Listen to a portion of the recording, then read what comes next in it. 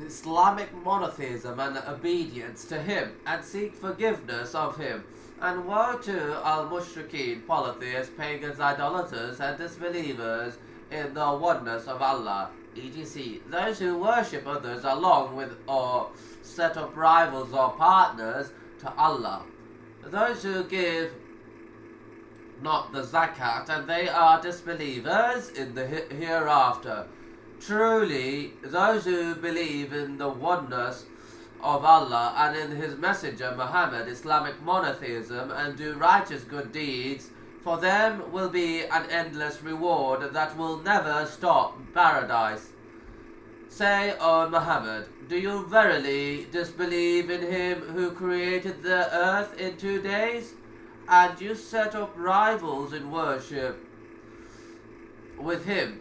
That is the Lord of the Alamin, mankind, jinn, and all that exist. He placed therein the earth, firm mountains from above it, and He blessed it, and measured therein its sustenance for its dwellers in 4 days equal. All these 4 days were equal in the length of time for all those who ask about its creation. Then He istawa rose over towards the heaven when it was smoke, and said to it and to the earth, Come both of you willingly or unwillingly. They both said, We come willingly. Then He completed and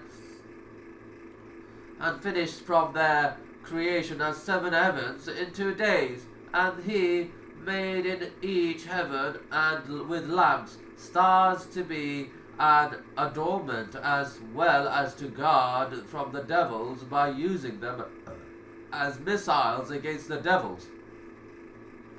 Such is the decree of Him, the Almighty, the All-Knower. But if they turn away, then say, O Muhammad, I have warned you of Asaika, a destruction, awful cry, torment hit a thunderbolt, like the Saika which overtook the Thamud people. When the Prophet had finished his recitation, he said to Utbah, This is my reply to your proposition. Now take what course you find best. Quraysh increased persecution. First Hijrah of 615 CE to Abyssinia. Persecution by the Quraysh grew fiercer every day, and the sufferings of the Prophet's disciples became unbearable. He had heard of the righteousness, tolerance, and hospitality of the neighboring Christian king of Abyssinia.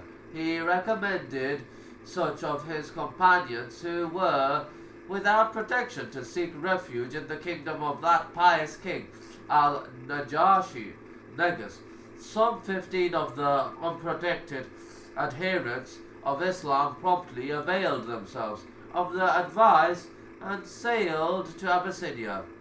Here they met with a very kind reception from the Negus. This is called the first Hijrah, migration in the history of Islam, and occurred in the 5th year of the Prophet Muhammad's mission, AD 615.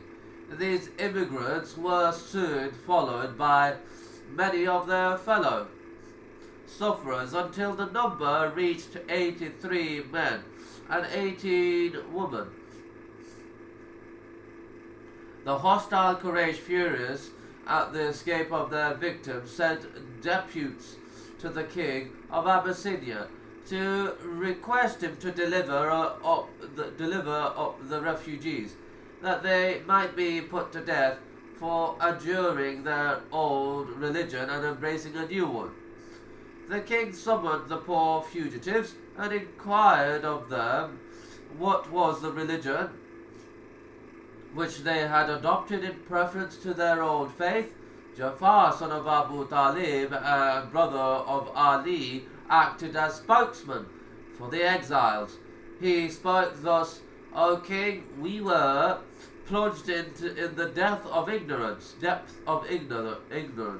and barbarism We adored idols, we lived in unchastity, and we ate dead bodies, and we spoke abomination. We disregarded every feeling of humanity and sense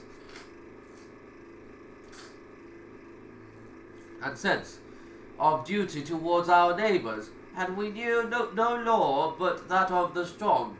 When Allah raised among us a man, whose birth, truthfulness, honesty, and purity we were aware, He called us to profess the unity of Allah and taught us to associate nothing with Him.